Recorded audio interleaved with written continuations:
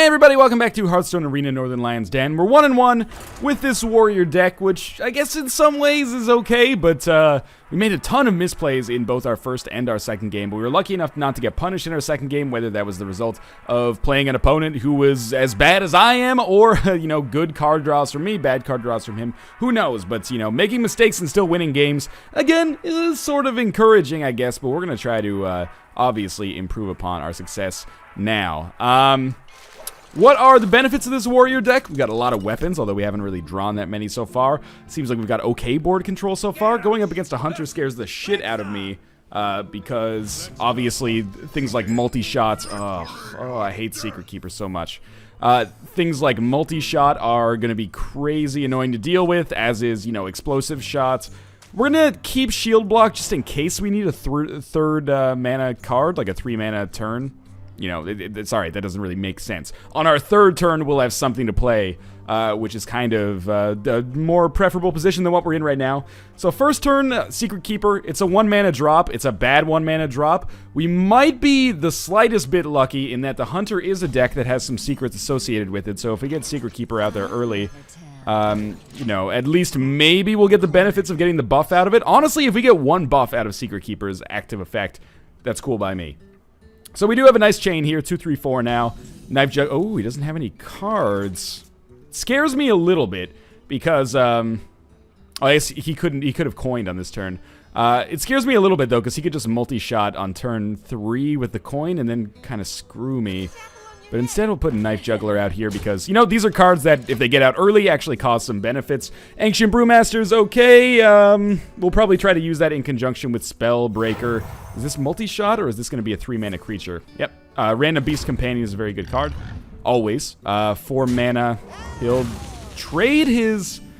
Maybe a good choice, but, you know, trading your... he's playing so fast, by the way, that it's not giving me very much time to think, but... trading your 3-mana card for my 2-mana card, even if it is Knife Juggler, is a little scary. Maybe he was not hoping for the 4-2 boar. Maybe he was hoping for something else. In any case, I dropped Raid Leader. You know, for 3 mana, we at least got the benefit out of the +1 damage. Secret Keeper has probably gotten more value than one would normally expect by this point. And, you know, on the next turn, we've got some choices. We can either play Spellbreaker or Ancient Brewmaster or Shield Block. And, well, okay, we're going to kill the shit out of Questing Adventurer straight away. Obviously, the thing that I'm thinking is that I don't want to... Oh, now we have our Dark Iron Dwarf, which is what I'm going to play to spoil it. Do we trade Secret Keeper or do we trade Raid Leader? I think we trade Secret Keeper. And Raid Leader's benefit will stay alive, which is nice. So Questing Adventurer getting knocked out early is fantastic for me. And we'll play Dark Iron Dwarf in this situation. We'll get the benefit of the Battle Cry. And these two kind of, like, work nicely with one another. So I feel okay with this, but he's got some cards. Obviously, the other benefit about Dark Iron Dwarf is that, assuming it lives long enough, we could potentially use its Battle Cry twice. We've got a couple of good targets on the field for Ancient Brewmaster, but I don't want to pull anything back into my hand right now because I have so much momentum. We do have a serious card disadvantage. A multi-shot would cause some serious problems. We could trade Dark Iron Dwarf for Testingo, as it's known. But honestly, I think it's best on this turn to Pint-Sized Summoner, and the longer that lives, the better our life will be, and Shield Block to get the card draw. So why don't we play Pint-Sized Summoner? We will trade 4 for 4. That's fine by me, because we still have the benefit of the Battle Cry from Dark Iron Dwarf. Actually, we didn't trade. Dark Iron Dwarf continues to be alive. I gotta work on my mental arithmetic. It's causing me some problems. Most notably, in that last game where I thought that Raid Leader actually cost 2 mana instead of 3, and almost royally fucked myself over. So what I like about this right now is that there's 3 very juicy targets out on the field for him, but he's got to choose them, right? If he kills the 5-1, that's good. It's got the most damage, right? If he kills the 4-2, that'll suck 2 damage out of anybody else, but the Pint-Sized Summoner is still alive. That's pretty scary for him, presumably, anyway. I'm going to use Slam to just deal 2 damage. Is there any way I could not die? Because that's what I want to do. I think I'll...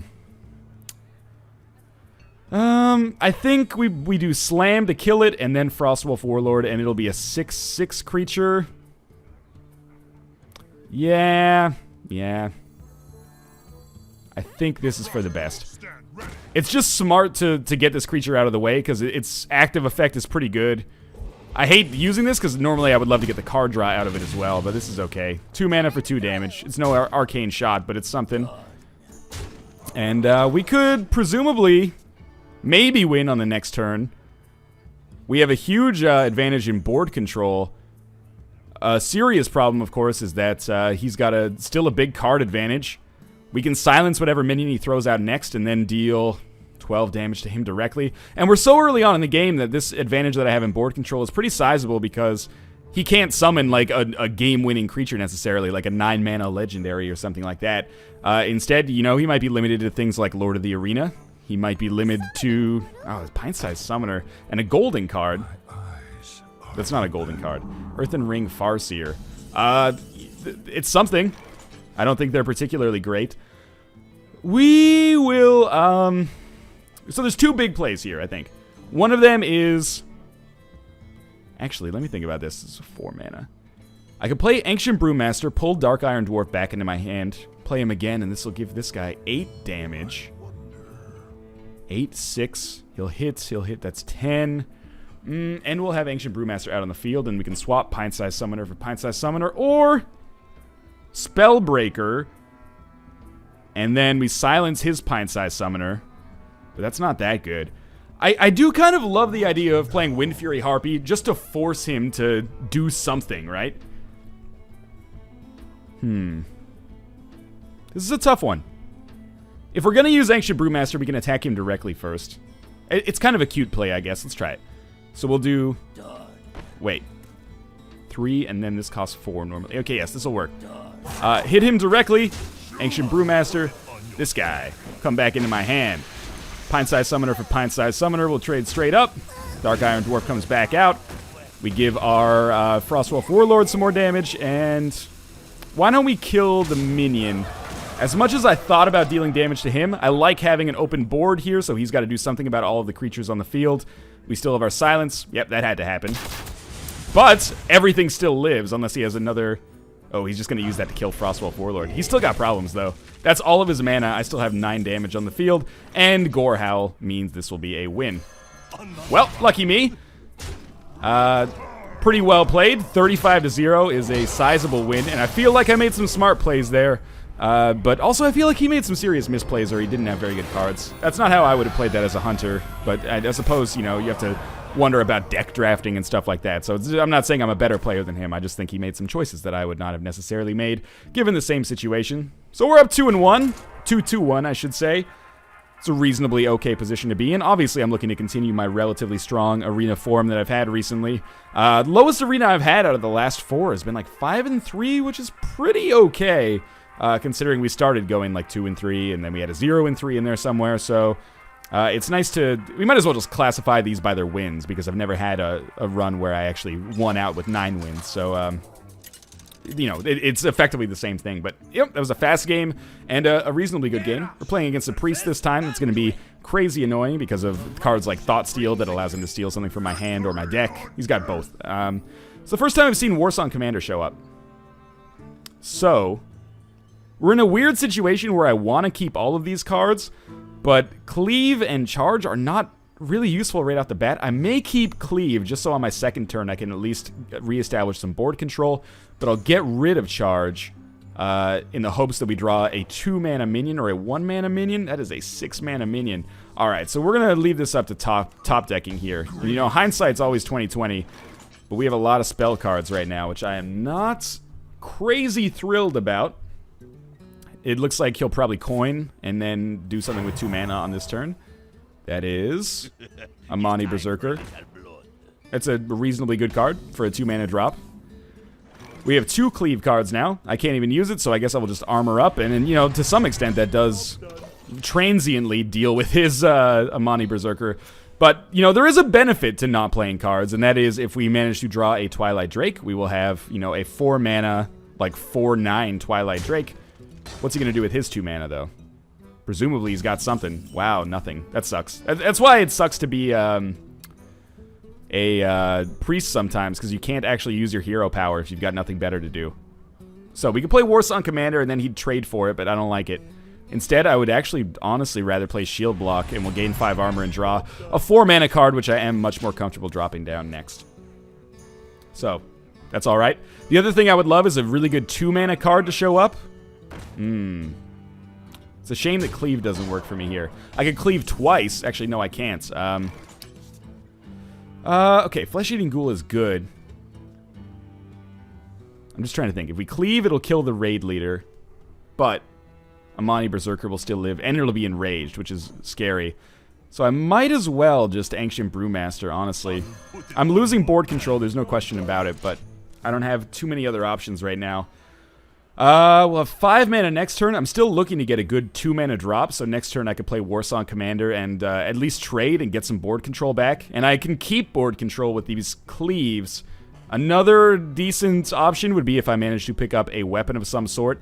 I'm lucky that, you know, he hasn't snowballed out of control yet. It's only turn 4, but keep in mind that by turn 6 last time, I was already causing some nightmares for him. Holy Smite. He's going to deal 2 damage to me, so we can trade Raid Leader for, the Berserker. Sorry, the Brewmaster, not Berserker. He has the Berserker, I believe. And 3 mana left, he's going to play another creature. Cleave will still work. It's a River Crocolisk. So that's what I want, actually. It's a weird choice. It's like, it's not quite good enough yet. Like, I'm thinking about this. I can Cleave. That'll kill one, but then I'll only have 3 mana left. What do we do? Warsong Commander? No. What we could also do is Warsong Commander. Throw that out there. River Crocolisk. River Crocolisk trades for Fairy Dragon, and then he's going to have to find some way to deal with Warsong Commander or risk some serious problems, but I would love to trade for the Amani Berserker here, but I can't. So, let's force him to find some way to deal with Warsong Commander at the very least. Worst case scenario, I don't want to trade my 3 mana drop for his 2 mana drop, especially when it's Warsong Commander, which gives all other minions charge, which is just a stupidly good ability, assuming it lives. It looks like he's probably going to use some removal on it. No, okay. Honestly, if I get a 2 mana card, which I did, oh man. I kind of really like double Cleave here, but I could also do, whenever a minion dies, gain +1 attack. I could do Fiery War Axe. It just seems like a waste to not play Flesh-Eating Ghoul if I'm going to kill 1,000 things on this turn. But, we can't Flesh-Eating Ghoul and use 2 Cleaves, so maybe double Cleave, Fiery War Axe. I don't really like it, but it does give us board control. We do have a weapon, and I don't want to hit him directly, obviously. That's what I was just making sure of there. So, you know, how is this shaking out right now? I feel better. Next turn we play Wind Fury Harpy if Warsong Commander lives, and that is just stupid good because we'll be able to deal 8 damage. Divine Shield is crazy annoying. Maybe there's some way around that. I don't think there is, but maybe there is. We have 7 mana, and we draw Acidic Swamp Ooze. Well, the other thing that we could do is, because we do have charge here, we could play a 2 and a 5. Actually, we could play a 2/3/2. That's probably what we'd want to do. So we would play Acidic Swamp Ooze, attack him directly, sacrifice Acidic Swamp Ooze. I think this is what we'll do instead. Acidic Swamp Ooze. And it has charge, which is dumb. Flesh-Eating Ghoul. And then we go like, ba-bum, kill ourselves, like this. Flesh-Eating Ghoul all of a sudden is a 4/3 creature, which is pretty scary, and he's going to want to take care of that on this turn. But if Warsong Commander lives, then next turn we can deal 8 damage with Wind Fury Harpy. Or, you know, we could have a 6/6 Frostwolf Warlord, but honestly, I'd probably prefer, you know, essentially an 8/5 Wind Fury Harpy. It's not really an 8/5, but if we're attacking the hero, it is. The reason I say it's not really an 8-5 is because we couldn't kill something that was 5-8, for example. We would be killed on our first attack, so we couldn't trade for that. Let's see what he's going to do here, because this is a linchpin for him. That 5-mana card is exceptionally good. He's going to heal himself as well. I'm okay with getting 8 damage out of Wind Fury Harpy and forcing a trade. Commanding Shout. Your minions can't be reduced below 1 health this turn. It's not good enough yet. Presumably, he's going to feel like he has to trade Stranglethorn Tiger for Wind Fury Harpy, but I've already gotten 8 damage out of that. This is how I think it goes down. Of course, you know, the best laid plans of mice and men. Sometimes they work, sometimes they don't, and this is going to put him in a very dangerous position where he could possibly be killed next turn. Commanding Shout is only good for the card draw here. And this is why I don't like it, because you want to play it on your turn, but it's only useful on your turn if you're attacking enemy minions. I mean, that's still pretty useful, but I think we armor up, end our turn. The only reason I would have wanted to play Commanding Shout there is for the card draw, and that's just not worth it. So we have, what do we have in terms of board control? If my minions live and he plays a taunt, we have Commanding Shout. If he plays some creatures or minions, we have our weapon, which should presumably allow us to help kill one. We have our top decking possibility, and we have a lot of damage on the board already. Okay, gain control of me. Okay, so he's going to take control of Warsong Commander, which is a pretty smart idea. And now what is he going to do? This is actually a pretty cute and clever play from him.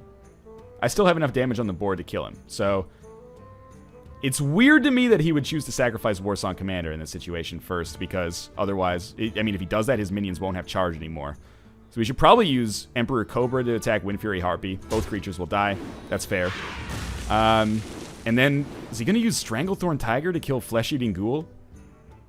I feel like he has to, but it's so bad because this is like a 3-mana drop. And that's probably what he's going through in his head right now. He must not have a 1-mana card.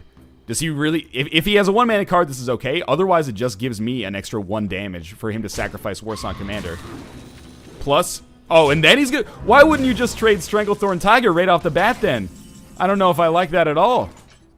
So, we're going to play Commanding Shout here, and it's bad, but I'm playing it so that maybe I can get a low mana creature, and mostly because we need the card draw. So, I don't get anything of value out of Spellbreaker. But, I mean, it's almost better to play Spellbreaker and then just have, like, give it charge, but I'm actually going to play Frostwolf Warlord. It's not going to get the benefit of the battle cry, but this is because the silence might actually be, you know, exceedingly important for me. And we'll armor up. I'll also give Frostwolf Warlord charge, which is not great, but we'll do it. And we're both running out of cards here. I have a distinct health advantage. He has a distinct card advantage, so this is an important moment. Depending on what I draw next turn, I might be able to kill him. That's really good. That's going to kill Frostwolf Warlord for sure. We will, doubtlessly... Actually, there's no point in silencing Argent Commander anymore. We can kill both of his enemies on this turn. And live. No, we can kill one of him on this turn and live. And we'll kill Argent Commander. So that Spellbreaker and Dark Iron... Well, so that Dark Iron Dwarf can live. So, we go, Spellbreaker. We silence. You know, at this point, it's like, I don't know. I guess we silence the taunt, because there's nothing else of value to silence. We'll play Dark Iron Dwarf, and we'll buff up our Spellbreaker, so it's a little bit stronger. Kill Argent Commander. Basically force him into a position where he has to trade, the Grizzly for Spellbreaker, and then Dark Iron Dwarf maybe can hit him directly. I am... anxious, though, because I'm entirely top decking here, and he has 3 cards, and 3 cards can make the difference between 30 or 28 damage and 8 damage, or 28 health and 8 health. Seriously, it can make an enormous difference. He's healing himself, which is, you know, probably what you do as a priest at this point in the game. Venture Company Mercenary is a crazy good card. It means he won't be summoning anything else this turn. Twilight Drake is a 4-1 in its current state, but we have to play it, basically, and at least force him to deal with me somehow. Mostly because now he has to kill something with Venture Company Mercenary. Otherwise, I have 8 damage on the board. And, like, I could draw a Gorehowl. I could draw an Arcanite Reaper, and it would basically be a 1-game Mind Games. Copy of a random minion from your opponent's deck onto the battlefield. That's pretty good for 4 mana. Night Juggler's not good enough, although if he's able to summon another minion, it could kill Twilight Drake in 1 hit, which would cause problems for me. Any weapon on Earth, any weapon, would make my life easier. Raid leader. It's not great. And, you know, maybe I should probably trade this for venture company mercenary instead of allowing him to just knock everything out. But I'm going to do it this way instead. Am I? Yeah. Yeah, I am. And he'll be able to get the value out of Knife Juggler. And really, at this point, I'm just top decking to get a weapon. But it's totally possible that he could, if he summons a couple of minions, he could kill Twilight Drake pretty easily. But he could gain enough momentum to come back from this now. Not Twilight Drake. That's me directly, which is ideal. So now he has to choose. Are you going to trade out Venture Company Mercenary, your 7 damage minion? Obviously, that had to happen. He probably will. Oh, he's going to hit me directly. I like it because it gives me more outs. And I can always trade Raid Leader next turn if I feel like it's getting a little scary. Frostwolf Warlord. You know, it's something. We do kind of... At this point, I have to do it like this, right? Because now he has to take out Frostwolf Warlord, or I can kill him in 2 turns. And he can't trade 1-for-1 with Chillwind Yeti. This is a fucking weird game. Run out of cards soon. There's got to be a Gorehowl in here somewhere. And presumably he can't heal himself forever if I'm doing 5 damage. Let's see what he's got here. Your cards and powers that restore health now deal damage instead. So he's going to sacrifice Chillwind Yeti. This does mean he can't hero power anymore. Arcanide Reaper, Gorehowl, Merciful, Benevolent Lords above. Rampage. Give a damaged minion +3/+3. Unfortunately, this now means that I am in a scary fucking position. He can deal 3, 7, 9 damage this turn, plus whatever's in his hand. I probably have a 2-turn window here to draw an Arcanide Reaper or a Gorehowl. Or a minion with charge that I could give +3/+3 somehow. So next turn I will die if I don't draw something. And that's not happy. I'm not happy about that. Let's see. Please, God. Arcanide Reaper. There is a benevolent force in the universe, and he has decided that I am to top deck my way to victory in Hearthstone. He should be pissed about that one, because he seriously had me... It was like a razor's edge to figure out who was going to win that one. I got pretty lucky that I managed to top deck that Arcanide Reaper. Otherwise, in 2 turns, I would have been dead. Mind you, we had, you know, several possible outs there, probably, now that I think about it. But... lucky me. That double cleave play ended up working out. Maybe it was lucky, maybe it wasn't, but here we are. At the very least, we've broken even, which is always, you know, the first kind of threshold for feeling relatively happy in how a run's gone. So my one loss this time has come to a Paladin. I've gone first every single time here, except for the first run in the first video of this arena deck where I did go second. So we're going to get rid of the 2 creatures here, but keep Cleave for the potential board control. River Crocolisk is relieving because it's a pretty hard 2-mana drop to kill. And we have top decked a Leper Gnome, which at least gives us something to do on this turn. Now, like, this puts a little bit of extra pressure on him to coin into something. And, you know, if he coins into something that is a 2-mana drop with 2 health, then we trade Leper Gnome for it straight up, and we've neutralized his coin, and we get the initiative. It's pretty nice, actually. Drawing Arcanide Reaper feels real nice, too. So, we're gonna... that's already the value from Leper Gnome is there. Like, we've gotten the, like, 2 damage for 1 mana, and there's a guaranteed 2 more damage to come. He is going to reinforce, which is a decision that he can't be happy with, but he must have some, like, late-game cards. Another Cleave card feels okay to me. We will, say, tank River Crocolisk and armor up just a little bit. I'm scared of what this guy potentially has to offer in the later game, because the fact that he's got no traction now scares the shit out of me, but maybe he's in a position like I was last time. Tauren Warrior. Yeah, it's a good card. I can't Cleave, but I think what I will do is actually, like, Spell Break it. I would love... this would be the perfect turn to have Arcanide Reaper, but I can't have Arcanide Reaper. So, do we sacrifice both minions? Who do we silence? We silence him. Do we sacrifice both minions to kill him right away? Otherwise, he could kill Spellbreaker. Well, it looks like we do have to sacrifice both minions to kill him right away. So I'm not happy about it. And the reason I do this is because otherwise he'll be able to kill Spellbreaker, which I don't want to have happen. So that's fine. We got the necessary value, as mentioned many times, out of Our Leper Gnome, River Crocolisk, maybe not, but we did take out his Silverhand Recruit, but that's like borderline the worst 2-mana drop in the game you could basically consider. And this is a situation where I really just wish he had summoned another card, or another minion. Because if he had, then I could cleave and get rid of Divine Shield, but he didn't, so I can't.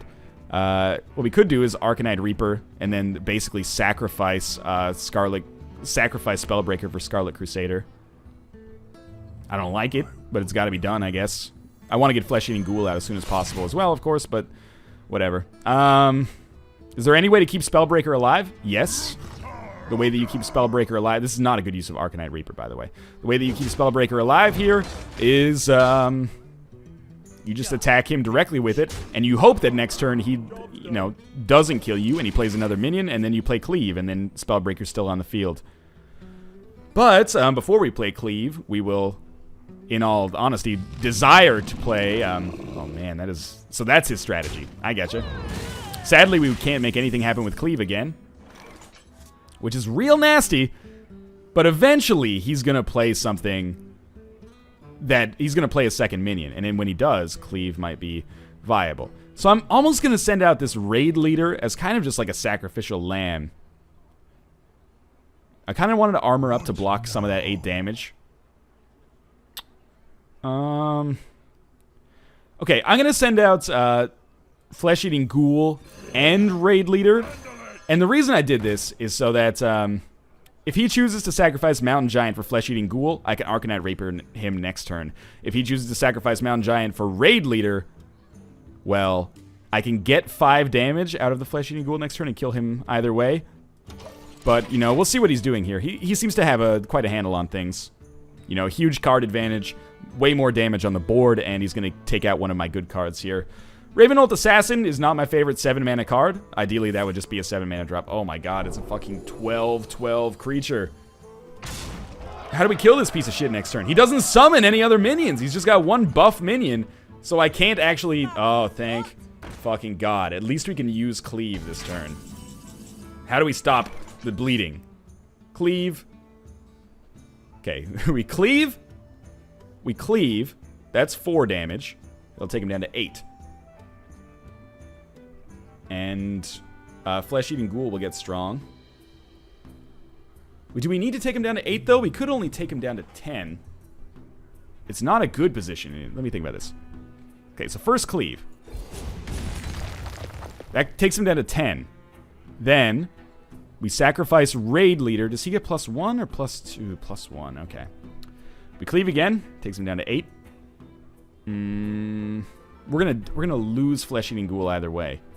Which is why I hate this. You die. So you'll be at +... I think we have to cleave. 4 or 5. Yeah. Oh, and we're gonna take 12 damage in the process. That's a scary thought. But there's nothing else I can do. Okay, it's got to be done. We cleave you and cleave you. We hit you. You're going to be down to 6, and this guy's going to be up to 5. Such bad value. But it's got to be done. There probably was a better way around that. Whatever. I dropped a well played there. I'm not salty about this game. He had obviously a very good strategy, and he played it well. Getting that Mountain Giant out on the field very early was impossible to deal with. And he's got a huge card advantage, an enormous health advantage, and the initiative here. So he's in a very good position. And, he's strong enough that it's basically impossible unless I get armor block, or shield block, to kill his creatures because, I play Arcanite Reaper. I heal up a little bit and then attack this, which I have to do. And we just hope to live a little bit longer. But something like Hammer of Might could kill me on this turn, I think. Hammer of Might plus Silverhand Recruit. I can't hate this guy for executing an interesting strategy. He kept a lot of cards in his hand so we could play Mountain Giant or Forest Giant as soon as possible. And then I probably, if I had more time, I might have been able to look at that situation with the Raid Leader and the Flesh-Eating Ghoul and figure out how to do it without sacrificing either my weapon and 12 health or without sacrificing Flesh-Eating Ghoul. Because when that happened, I was 1 damage shy and I lost momentum, I lost all of my creatures, and I lost a ton of health. But it's the only way I saw to make it happen, because if I didn't kill the giant, then I would have been dead in one more turn. That's shitty. With 3 mana left, I assume he's going to attack me directly. Maybe that card actually allows him to kill me. Ironforged Rifleman. He's going to be real damn close. And at this point, what we draw is pretty important if we have any chance of success, which we don't. Well, here's what we do. But then we can't armor up. I think we just lost. Like, we can't do anything. We'll try something cute, though. We'll Knife Juggler. Maybe we kill Silverhand Recruit. That's whatever. At this point, I might as well concede. But, you know, congratulations to him. This is a well-played game. We're going to be 3-2 with this deck, so I'm feeling a little bit not so great about the composition of the way that I built it.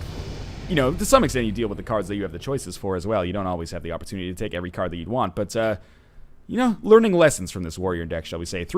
Worst case scenario, 3-3. I'm still all right with that, even though it is a little bit lower form than expected. But in any case, if you enjoyed the video, make sure to click the like button. It does help me out a lot. And of course, leave a comment letting me know what you liked or did not like about the video. And subscribe if you want to see more daily Hearthstone. I will be back with another video tomorrow, and that's the easiest way to be notified of when these videos are out, is to subscribe to the channel via the convenient link or the outro. In any case, as always, thanks for watching. I hope you enjoyed this episode, and I'll see you next time.